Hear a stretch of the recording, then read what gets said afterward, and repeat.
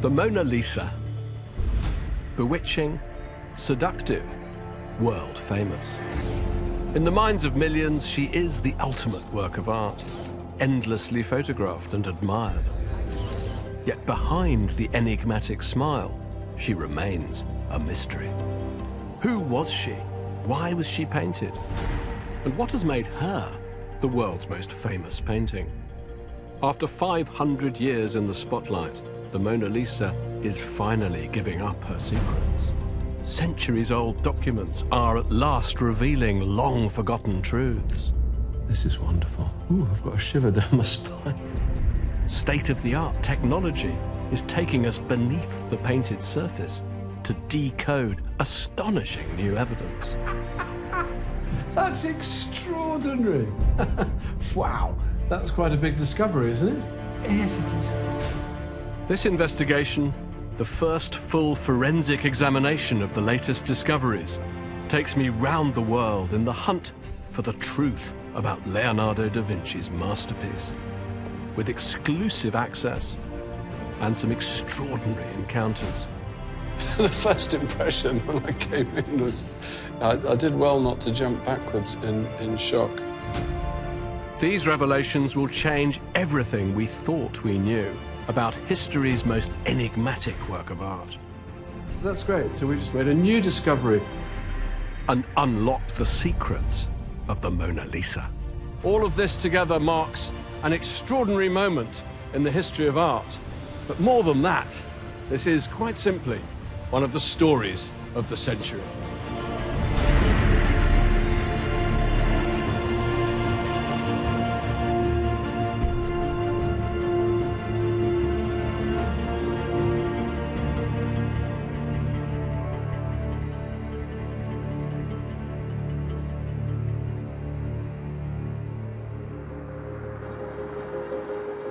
"500 years ago, a man painted a woman.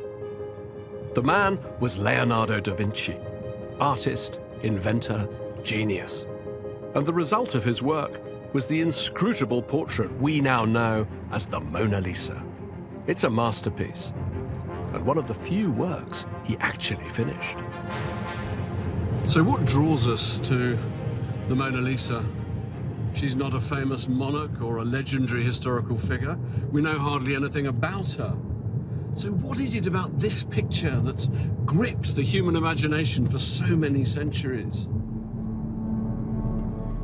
I want to begin my investigation by comparing notes with a detective who's been on the case for more than 30 years. One of the world's leading experts on Leonardo da Vinci, Oxford professor Martin Kemp has spent much of his life obsessed by the mystery of the Mona Lisa. What do you think is the key to the Mona Lisa's extraordinary stature as, without doubt, the world's most famous painting? Well, there has to be something inherent in the picture. Some things are famous for being famous, and we live in an age of celebrity, and lots of celebrities are famous for being famous, but they're not going to last. This has gone on for ages. It is just extraordinary. And you've got this sense of something which is beyond pigment and beyond a good likeness and being beyond a face, and it just has that totally uncanny living presence. It's very daring at the time for a woman in a portrait to look at you. You know, women's portraits simply didn't do that. And I think the ambiguity, the tease, the visual tease is something that Leonardo absolutely cultivated. Look at the Mona Lisa, and you can't help feeling there's more going on than meets the eye. If her teasing smile's a question mark, the painting's a riddle. What makes a human being live and breathe? What forces govern the world we live in? Leonardo thought about these questions as deeply as anyone.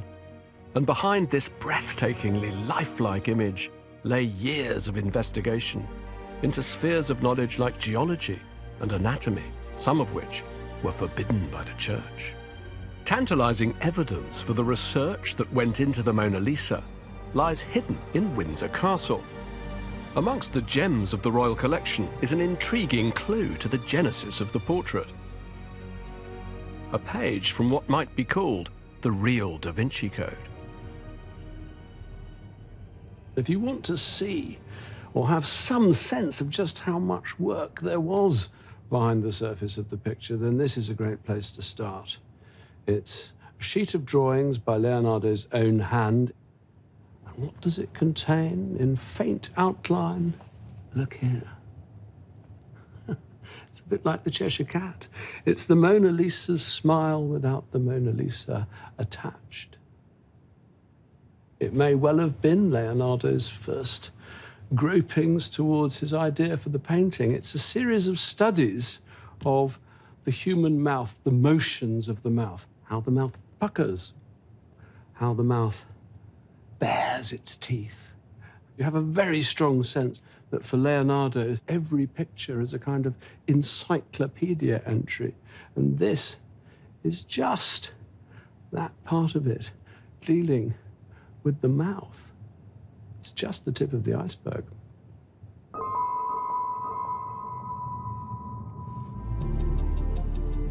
The Mona Lisa is the work into which Leonardo poured everything he knew about humanity and the world that surrounds us, with its ceaseless play of light and shade.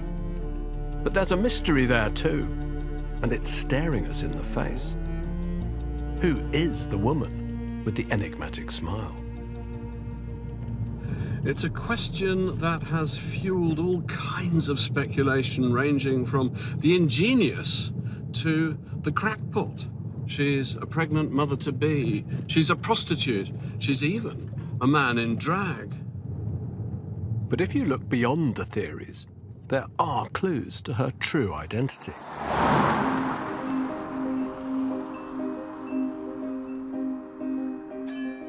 Florence, 1500. After many years away, Leonardo da Vinci has returned to the city of his youth. He's come back to work on ambitious military projects for powerful men. He says he's too busy to paint portraits of wealthy aristocrats who clamour after him. Yet according to one writer, Leonardo somehow finds time to paint the portrait not of a noblewoman, but of a humble merchant's wife called Lisa. It was here that Leonardo da Vinci began the most famous painting in the world. And it was here that Giorgio Vasari, the inventor of the very idea of the Renaissance, the author of the very first book about the Renaissance, produced Exhibit A in the case of the Mona Lisa, the very first account of the painting. Who was she? She was the wife of Francesco del Giocondo, a rich merchant. He commissioned Leonardo to create her portrait, and Leonardo responded with a picture, says Vasari, so miraculously lifelike that it seems to be made of flesh, not paint. Leonardo, he says, wanted to avoid the melancholy that dominates so many other portraits, so he employed musicians, entertainers, buffoons to keep her amused. So there you have it, the wife of Francesco del Giocondo, and the smile caused by entertainers hired by the artist. An open and shut case. Or is it? How can we be sure that Vasari was right and that Leonardo did indeed paint Lisa del Giocondo? After all, Vasari wrote his account 30 years after Leonardo's death. And although he did his homework here in Florence, he never disclosed his sources. So could it just be hearsay? Some inaccurate local legend? For centuries, there was no way of telling. Then, suddenly, new evidence emerged from a completely unexpected source. In 2006, a research scholar working in the University Library of Heidelberg turned up this. What it is a page from a copy of Cicero, the ancient Roman author, a book that was once owned here in Florence by a man called Agostino Vespucci. And not only does it have Cicero's text, but it's got Vespucci's commentaries. And this particular passage is crucial because in it, Cicero is discussing Apelles, the ancient Greek artist. And his remarks prompt Vespucci to make his own note, his marginal note. And what he writes is a kind of bombshell in the history of Leonardo's studies. He says, Apelles, he did just the same thing as Leonardo in his portrait of Lisa del Giocondo.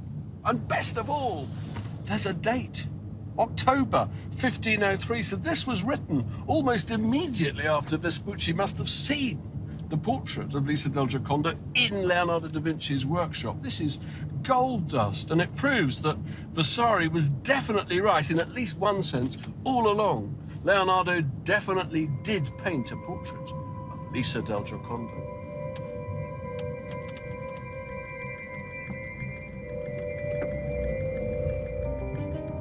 There you have it. Independent testimony from a man in Florence in 1503 who probably saw the picture still wet on the artist's easel. But now there's another question. Why did Leonardo paint Lisa? When the great and powerful couldn't coax a picture from him, why agree to paint this obscure woman? One man has made it his life's work to uncover forgotten secrets about Lisa. Giuseppe Palanti has found new details in the city archive. Historical dynamite. Beginning with the house where Lisa, daughter of the Gherardinis, was born. On this street, this is the street where the Mona Lisa once lived. Yes, Lisa lived in the dark and narrow street of Florence. What was her family background? La maggior parte delle famiglie erano piccoli artigiani. So they were small, as it were, labourers. Allora non è una grande donna. No, dove è nata Lisa era un'antica bottega per la lavorazione della lana che fu trasformata in abitazione e dà un'idea di una famiglia che non ha grandi ricchezze, perché i Gherardini non ebbero mai una casa propria a Firenze. They never had their own house in Florence. Giuseppe's discoveries have deepened the mystery. If Lisa's origins were so humble, why did the notoriously choosy Leonardo consent to paint her? In another part of town, Giuseppe believes he's found the answer. Siamo qui per vedere la casa, il luogo dove Lisa ha incontrato Francesco del Giocondo e ha sposato Francesco del Giocondo. The place is there. It is important for another reason, because in front of this building lived Ser Piero, Leonardo's father. Well, hang on, say that again. Lisa Gherardini was living here at the time. Yes. Leonardo da Vinci's father was living there. Yes.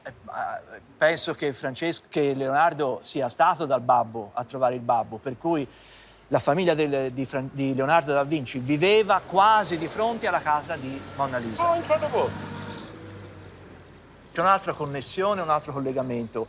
Francesco del Giocondo era cliente di Ser Piero. Ser Piero era uno dei più influenti e importanti notai di Firenze. So you're saying that Francesco del Giocondo, the merchant, he was actually a client of Leonardo's father? Yes. Well, this is all new. Yes. This is all new. For the first time, we have a concrete connection between Leonardo and Lisa. Not only were they neighbors, their families did business together. And there's more. Giuseppe tells me that according to police records of the time, Francesco had a bit of a reputation. Described as garroso, meaning swaggering, he wasn't just a merchant on the rise, but an aggressive deal-maker who'd stop at almost nothing to get his way. Maybe this is the real reason Leonardo agreed to paint his wife. Maybe Francesco made him an offer he couldn't refuse. In the parish church of San Lorenzo, there's another crucial piece of evidence. Something that had slipped through the net of history until just a few years ago, when Giuseppe found it. The record of Mona Lisa's death. wonderful thing. The handwriting isn't very easy to follow because the entries in these books weren't actually made by notaries like Leonardo da Vinci's father. They were actually made by the priests in the church. But I think I have found her. Here she is. This is wonderful. Ooh, I've got a shiver down my spine. Lisa, donna fu di Francesco del Giocondo. So, Lisa, the wife of Francesco del Giocondo, died on the 15th of July, 1542. I think what I love about this is truth. You know, what could be more true than the record of somebody's death? She was a real person. She was a real person. And there's one other sentence in this entry which my friend Pallanti didn't mention. It says that she was buried in Sant'Orsola. He told me that. But what he didn't say is this last sentence, tolse tutto il capito. 4 words. She took with her the whole capitolo. What that means is that her body was followed by the whole body of the Church of San Lorenzo. So what is conjured up by this is a very, very grand funeral. And for this brief moment in July 1542, she was a very, very important person in the life of the city. Everybody in Florence would have known that Mona Lisa had passed away.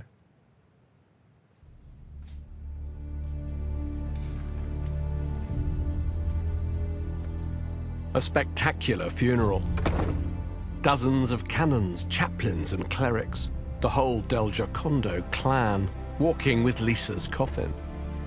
Francesco had died 5 years earlier, but he made sure he provided for all this pomp and ceremony in his will, where she's described as his beloved, faithful wife.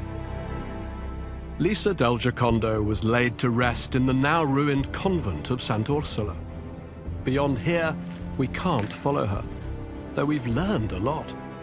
Leonardo definitely knew Lisa, definitely painted her portrait. But if one riddle's been answered, there's still another mystery to solve. How can we be certain that Leonardo's portrait of Lisa and the portrait in the Louvre are one and the same?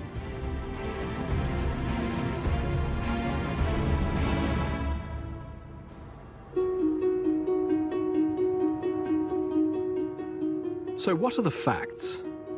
According to Vasari, Leonardo painted Lisa smiling in Florence. Vespucci's marginal notes confirm that it happened in 1503. The picture in the Louvre shows a woman smiling.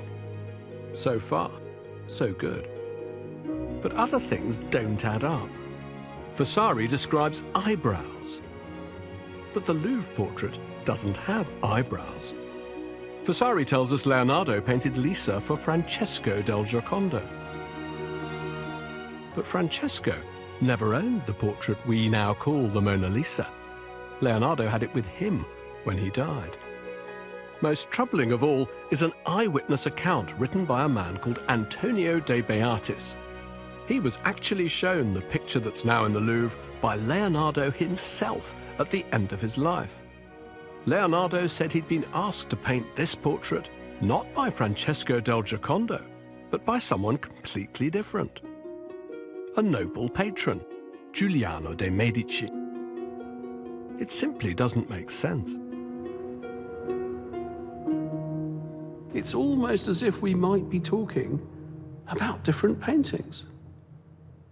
So I'm beginning to wonder whether it's not possible Leonardo did paint 2 versions of the same painting on several occasions. I'm beginning to wonder if it's not possible that he did indeed finish his portrait of the Mona Lisa here in Florence, that he did indeed give it to Francesco del Giocondo, and that the portrait of Mona Lisa in Paris is a second version. Is it possible that there might be more than one Mona Lisa? The idea is not as strange as you might think. Leonardo did habitually revisit the same subject more than once.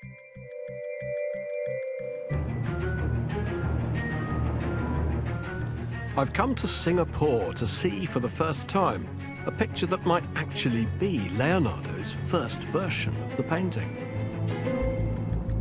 It's owned by an anonymous consortium of businessmen and is currently locked away deep in the bowels of a state-of-the-art high-security storage facility.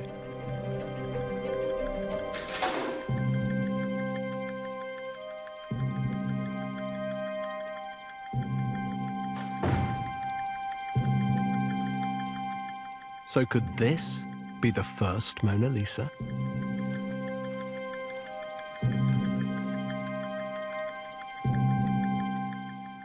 I've come 7,000 miles to see you.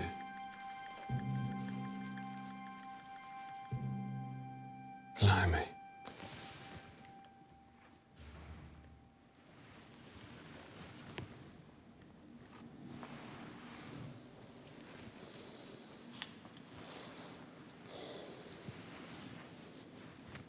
The background's, you might almost say, a kind of roughing in.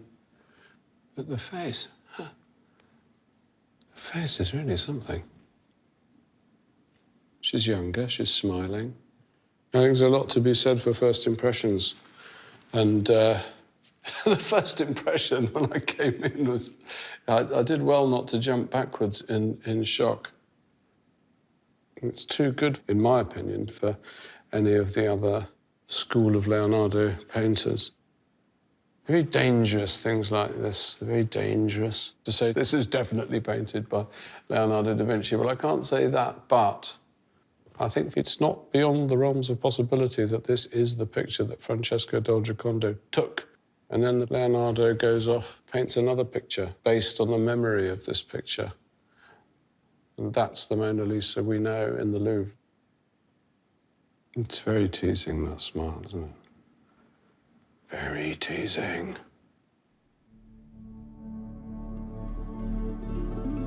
This version of the Mona Lisa first hit the headlines in 1914. British art dealer Hugh Blaker bought it from a private family collection and was convinced he'd stumbled across an early Leonardo. He kept it in his Isleworth studios, and it became known as the Isleworth Mona Lisa. One thing in its favour was its similarity to this pencil sketch copy of the Mona Lisa, done in Florence in 1504 by Leonardo's contemporary Raphael, which seems to show how the painting looked in its original state. Yet after a century of supporters, detractors, and different owners, opinion on the Isleworth painting is still divided. One man who is convinced that Leonardo painted two Mona Lisas is Jean-Pierre Isbouts. He was so impressed by the Isleworth portrait, he wrote a book about it. So what would lead you to think that the Isleworth picture was indeed painted in 1503? What is to say that it wasn't painted in 1553? Well, and I don't know about you, but when you talk about a copy, usually a copy tries to imitate the original.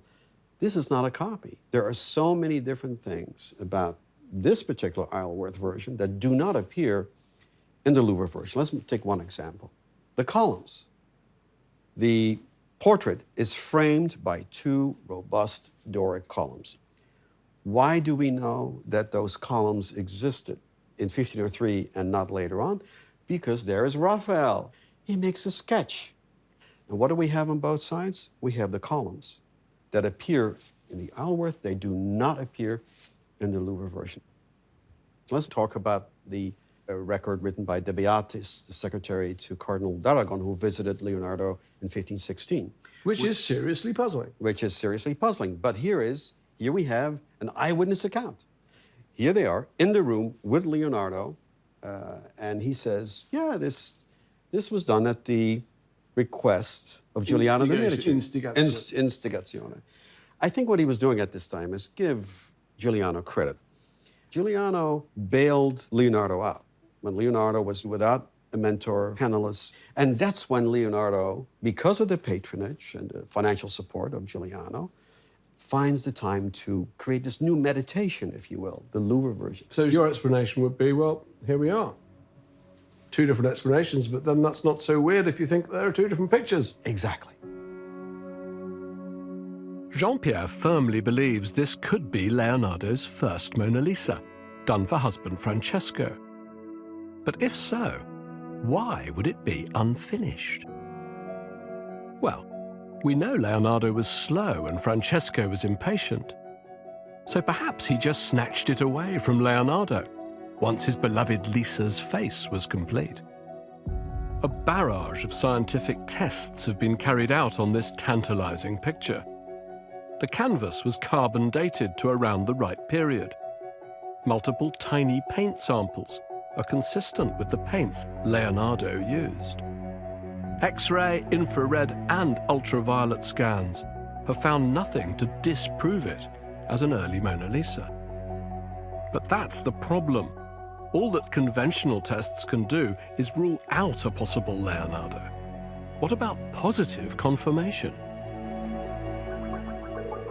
An eminent scientist based in San Diego, California, has been looking for a solution. Hello. Good to see you, Andrew. Dr. John Asmus is a well-respected nuclear physicist and a pioneer in the analysis of historic paintings. He's one of very few who've been allowed to examine the Louvre Mona Lisa. And that's why the owners of the Isleworth Mona Lisa tracked him down. I started receiving phone calls from a series of attorneys in Switzerland, and they wanted me to look at a painting. And finally, we found that I was going to be on a train from Milan to Geneva, and they asked me to get off the train in Lausanne and take a look at their painting. And so they met me at the train station, and they popped the bonnet of an automobile, and there was a Mona Lisa in the trunk. And the attorney asked me, "Do you think this Mona Lisa was painted by Leonardo?" And my exact words were, "How would I know?" So I got out my enigmatic camera and took a photograph of the painting in the trunk. And it was that image that I then compared with the Louvre Mona Lisa. A few years ago, Dr. Asmus developed a new test to authenticate paintings by Rembrandt. It compares the subtle distribution of light and shadow, measured as histograms, to isolate an artist's unique way of painting. I think it's a way of trying to quantify the artist's eye. Every artist has certain effects that he's trying to accomplish. And we used Rembrandt as a test case, and the results were rather encouraging. We came up with some general rules as to how Rembrandt did his blending and his selection of pigments. So I tried that same technique on the Isleworth Mona Lisa, comparing it with the Louvre Mona Lisa, and I was stunned. The correlation between those two histograms was 99%, stronger than it was between any histograms of any of the Rembrandt self-portraits that we looked at. How amazing. This demonstrates that the technique for blending light and shade in each face appears uncannily similar.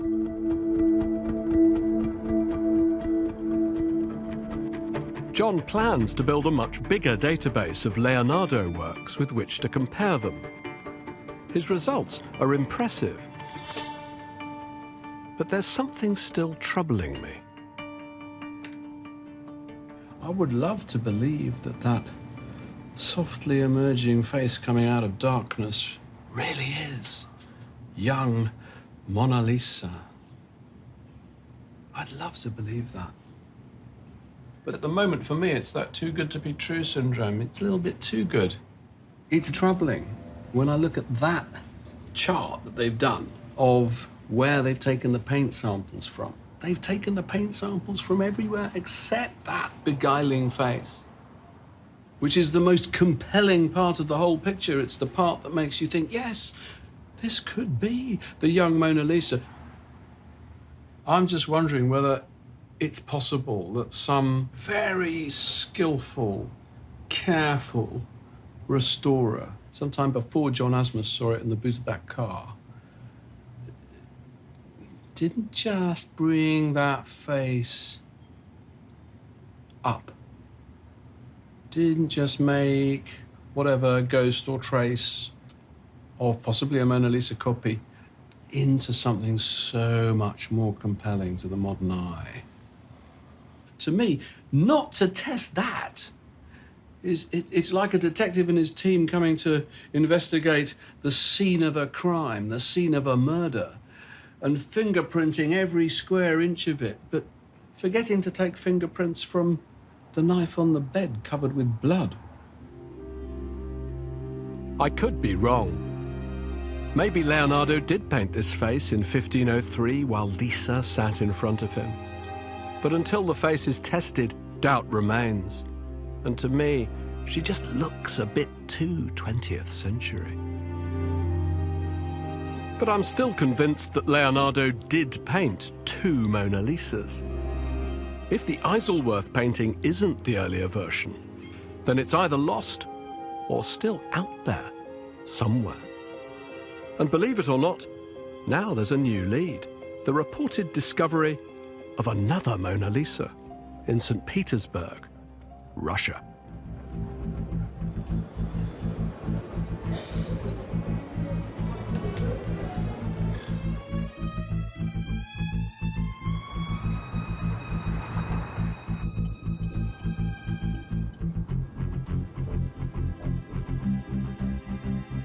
This really is a plunge into the unknown. All we've been told is that a wealthy Russian art collector, identity a secret, recently acquired a painting that might be the missing link to the mystery. We haven't yet been told where it is. And then, at the last minute, we're given an address. A place with a dubious past.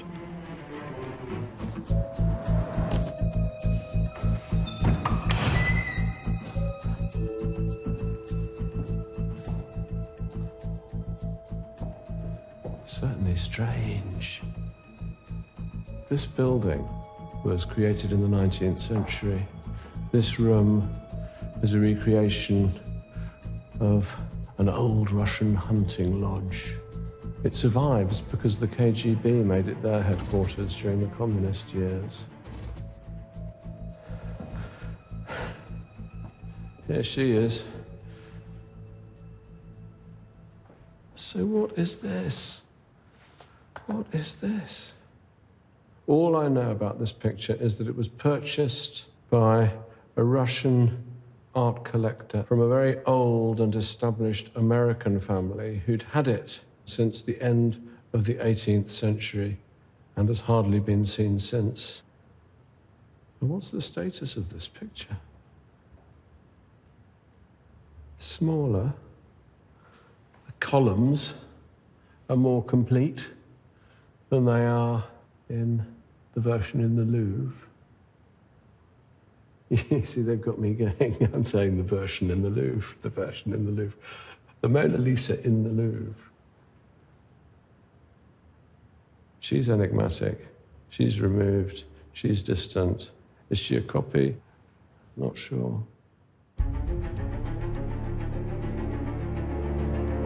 This picture looks tantalizingly close to the picture in the Louvre. So many details are the same. But is this Leonardo's lost earlier version? As with the Isleworth picture, scientific tests have been done by Dr. Chiara Matteucci of the University of Bologna, who's flown to Russia to share her results. Dunque, se guardiamo solo la scienza, direi che possiamo partire dal supporto. This is the radiocarbon dating of the canvas, which shows a 95.4% probability that the canvas is between 1490 and 1670. So the canvas could well be correct. Sì. Okay. In realtà il dato che ci svela il probabile periodo non è tanto la tela, ma lo strato preparatorio del dipinto. Al di sopra della tela vi è la presenza di un ground, di una preparazione rossa. Rossa. Rossa. Oh, that's the ground. Well, that's very clear. So, but as far as I understand it, Leonardo da Vinci himself worked on a classic Italian Renaissance ground of white. Is that right? Dunque, sì. The presence of a red ground, the very first layer of paint, seems to discount Leonardo's hand. But it's Chiara's next discovery that really changes the picture. A chemical not used before 1600. Interessante è aver rinvenuto nella preparazione il solfato, degli inclusi di solfato di bario. Ci può indirizzare ad un periodo molto ristretto. Nel periodo tra il 1620 e il 1680 l'utilizzo della baritina in queste preparazioni era molto comune. In Francia, proprio Solo nell'area... Francia? Proprio, sì. Allora, questa è una trova fisica, una cosa chimica. Sì, nell'area parigina, nel periodo di cui abbiamo parlato, un mercante di pigmenti aveva messo a punto un prodotto proprio specifico per le preparazioni in cui veniva aggiunta appunto baritina. That's sì. good. I think Chiara's done all the research we need to know. So the barium allows us to place this canvas very precisely, 1620 to 1680, and probably in Paris. So all the painters around Paris got this ground from this one guy and put it on their canvas. So more and more that I talk to you, I feel noi parliamo italiano e io penso che devo parlare in francese alla donna qua. Je suis enchanté de faire ta connaissance, Mona Lisa. Tu es sans doute française.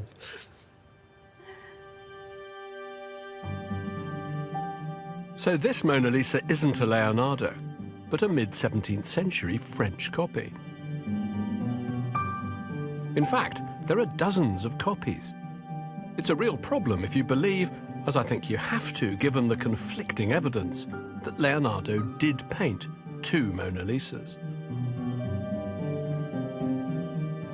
What we're looking for, then, is Leonardo's image of young Lisa, as described by Vasari, as sketched by Raphael, which must predate the famous picture in the Louvre.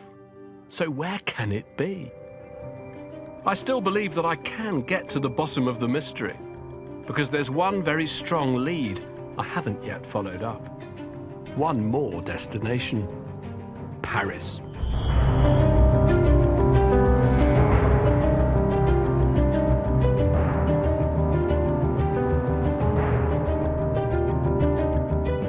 A scientist turned art detective claims he can finally explain the discrepancies. He believes the secrets of the Mona Lisa lie not in other versions of the portrait, but inside the Mona Lisa itself. And he reckons he can prove it. Pascal. Welcome.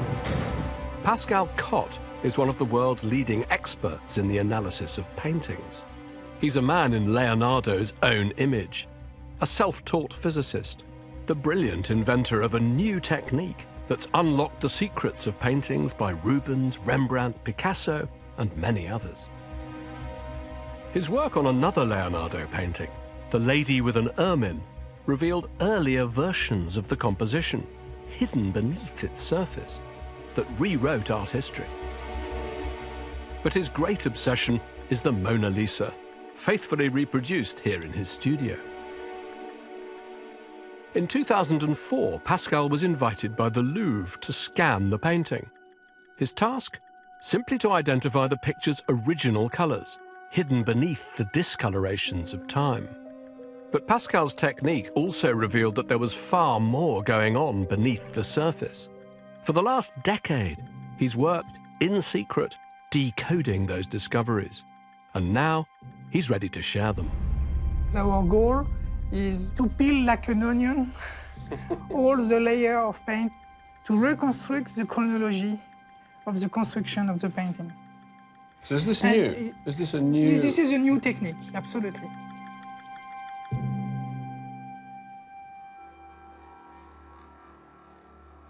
Pascal's secret weapon is his groundbreaking multi-spectral camera, an invention truly worthy of Leonardo.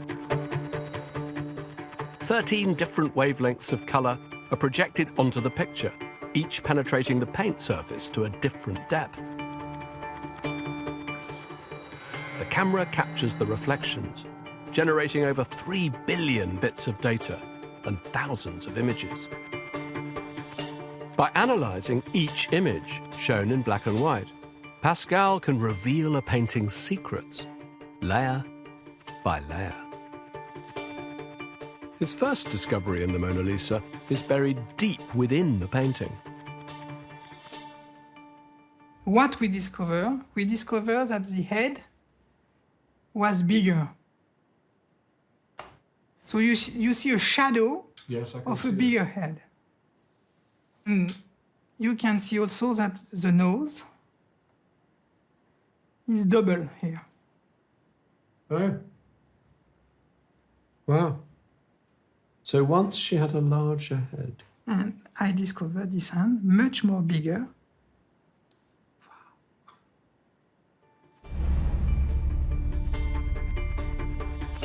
Pascal has pieced together several previously unknown details that lie beneath the Louvre portrait as we know it. Marked in red, they seem to be elements of a larger first portrait that never got beyond a draft stage.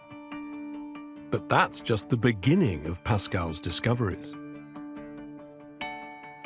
So now we continue with one other layer. Voilà, here we are. What on earth is that? What is it? This is a hairpin, like this one. So you found... Something like this. You found, with that little bit of your magic light camera, you found a missing hairpin. Now you know there is a hairpin. You can see it, Ah! because you know. But yes, no, exactly. How fascinating. And more than that, if you look around the head, you discover 12 hairpins.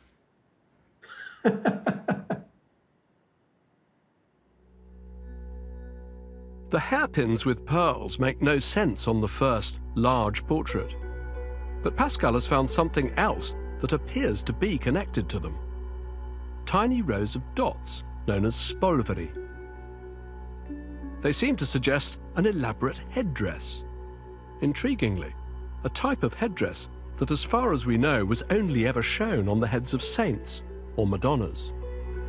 This is a painting of a headdress that have nothing to do with Mona Lisa. Nothing to do with Mona Lisa. Nothing to do with Mona Lisa. The spolveri hidden inside the Mona Lisa have never been seen before.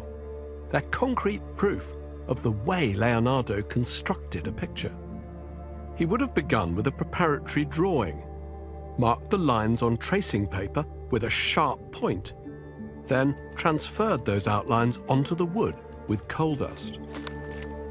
But what happened to the headdress? Pascal's next piece of evidence suggests it was deliberately removed. So now I discover this hatching. You see this hatching? This is another layer of your... Yeah, another. of the onion. So this is Leonardo with his rubber. Yes. You see, it's totally different from the cracks. It's not craquelure, You see, this is clearly to erase what is behind. It's very important because that explains how Leonardo, from one stage, go to another stage. Pascal's scans are crucial evidence of the way Leonardo worked, building up a painting stage by stage. Above the scratchings, Pascal reveals the first impression of yet another layer, the ghostly imprint of a face, like a Leonardo Turin shroud. Is that another head? Yes. How many heads is that so far? This is the number 3. So the big head, The big head. the pearl The head, pearl head. and then there's another head. Yes. Now the eye. So it's a wonderful proof. I discovered 2 crosses just here. Oh my! That's extraordinary. And these crosses do not match with Mona Lisa glance. No. No. The crosses clearly mark a different set of pupils, looking in a different direction. The face behind Mona Lisa, the face is turned 14 degrees in the right direction. So there she is. She's looking like that, so she should be like that. Yeah. More like that. Also eyebrows. Can I just see this? Because this is an important point. Because Vasari says specifically, that the eyebrows are beautifully painted. Yes, these And eyebrows. the Mona Lisa, as we see her, doesn't have eyebrows. So have you found... You can see it. Really, they are here.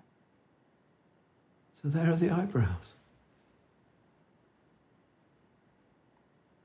And here you have another mouse. Look at this mouse. Nothing to do with Mona Lisa. Absolutely amazing. She's barely smiling. Do you see? Because she turns the head on the left, the mouse is little smaller. Quite a lot smaller. Yeah?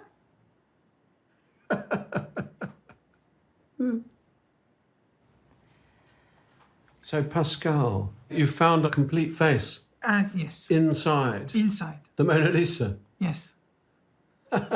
Wow. That's quite a big discovery, isn't it? Yes, it is. Yes, it is. Yes, it is. Pascal's work has revealed, for the first time in 500 years, a detailed earlier portrait by Leonardo da Vinci. It's the same size as the face we see now, but turned by 14 degrees. There's clear evidence of a different, swept-back hairstyle. Elaborate ties at the top of an earlier sleeve are clearly visible. There's even a suggestion that she once held a blanket in her lap. Is this the portrait of Lisa I've been looking for?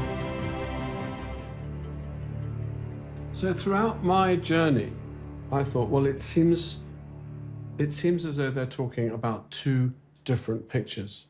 You seem to be saying to me that, yes, there are 2 Mona Lisas, but they happen to be on the same piece of wood. Yes. So this must surely be Lisa del Giocondo, Of course. Francesca's wife. I agree with you. This is a real portrait of Mrs. Lisa Gardini.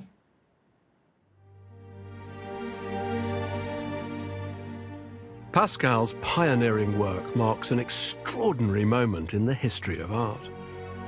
By piecing together all the details, then decoding the data to identify the original pigments used by Leonardo, Pascal has been able to construct a digital photo fit of the image. It's a perfect match with the historical record. But if this computer image represents the original portrait of Mona Lisa, it's a portrait her husband never received. Instead, Leonardo went on to paint the world's most famous picture over the top. So there were 2 Mona Lisas all along. But how do we make sense of these discoveries? And what are we now to make of Leonardo's masterpiece? In search of the final piece to the puzzle, I'm meeting a woman who spent years reconstructing the scene on that day back in 1503, when Leonardo started to paint Lisa.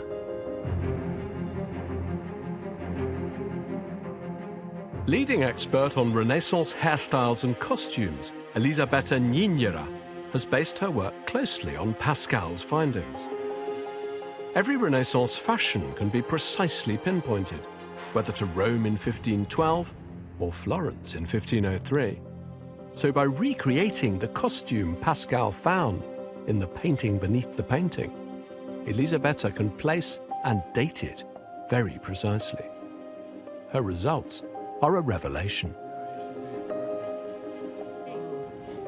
Looking at the fashions shown in these other contemporary portraits, this lady perfectly fits with the historical image of a wealthy Florentine lady of the very early years of 16th century. I cannot see any inconsistencies. So this must be Lisa del Giocondo, as Raphael painted her. Yes, this is very close, the closest version we know to the Raphael sketch. It's like a Polaroid. It's like a Polaroid. Yeah. Raphael had actually seen Leonardo's portrait of Lisa when he drew this copy in 1504. Apart from one slight difference, the veil over the bodice, it's identical to Elisabetta's reconstruction and Pascal's photo fit. It's compelling evidence that Pascal has indeed found the first version, Leonardo's original Lisa, lurking beneath the finished work. But where does all this leave the picture we see today?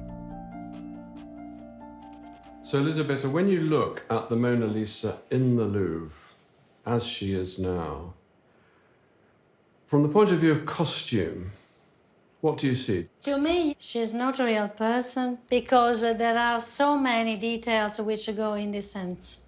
Can you give me an example? Yeah.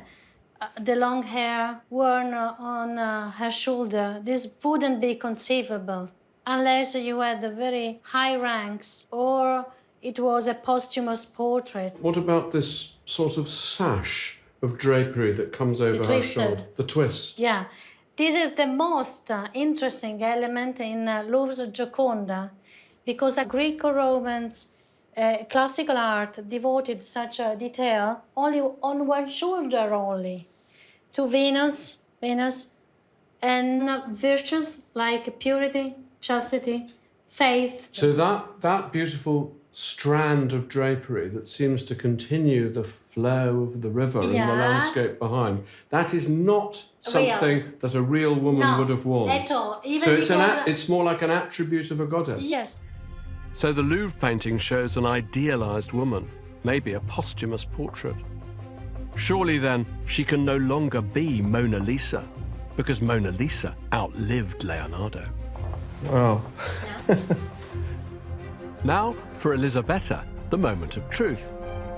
As the results of years of research and hard work finally come together, we can at last see how Lisa del Giocondo, the original Mona Lisa, might have looked.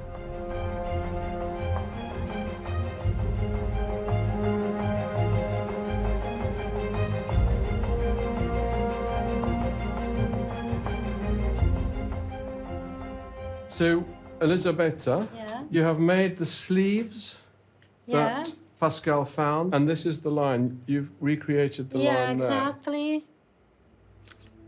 It's been an elaborate process, but it leads to a genuine insight into Leonardo's obsessive relationship with this painting. The key is in the colours, which have been exactly matched to Pascal's calculations. The dress for the bodice, he found a greenish-grey pigment. And also the sleeves. We know how Leonardo would call this color, which was called leonato. That is the colors of the lion's fur. Leonato color. I never knew that. But you know what it makes me think? It makes me think, when you say that this is Leonardo, because, of course, he didn't sign pictures, but this is Leonardo's way of signing the painting. Exactly. He loved to play games with words. Exactly. So the colour, that's great. The colour, Leonato, and the knot pattern, vincere. Yeah. Leonardo da Vinci. Yeah, it could be. No, we're not joking. I agree with you totally. You agree with me? Yeah, exactly. Because For me, the presence of a hidden signature would answer a nagging question. Why didn't he finish his first version and give it to Francesca? Knotting his name into her bodice, it's like an act of possession. As if Leonardo knew this was always destined to be more than a portrait. No one's painting but his own. If we go 1, 2, 3, quando dico tre, you look at me. 1, 2, 3. Our investigation has revealed for the first time what Leonardo's hidden earlier portrait might have looked like. The portrait, surely, of the Florentine merchant's wife, Lisa del Giocondo. We found a solution to the historic inconsistencies that have long baffled experts. And it seems we've discovered that the portrait in the Louvre may not be the Mona Lisa after all. So we're left with the million-dollar question. Who is she? The one piece of evidence that still stands out is the eyewitness account of De Beatis, who had it from Leonardo himself that the woman we now see was painted at the behest of Giuliano de' Medici. So who replaced Mona Lisa in Leonardo's painting? Did Giuliano commission a posthumous portrait? Perhaps of a lost love, idealized, like a goddess? For me, there's only one candidate. A woman with whom Giuliano had a brief, passionate affair. A woman who tragically died giving birth to their son. A little boy who was still calling for her when Giuliano commissioned the picture. Her name was Pacifica Brandano. Could this be her?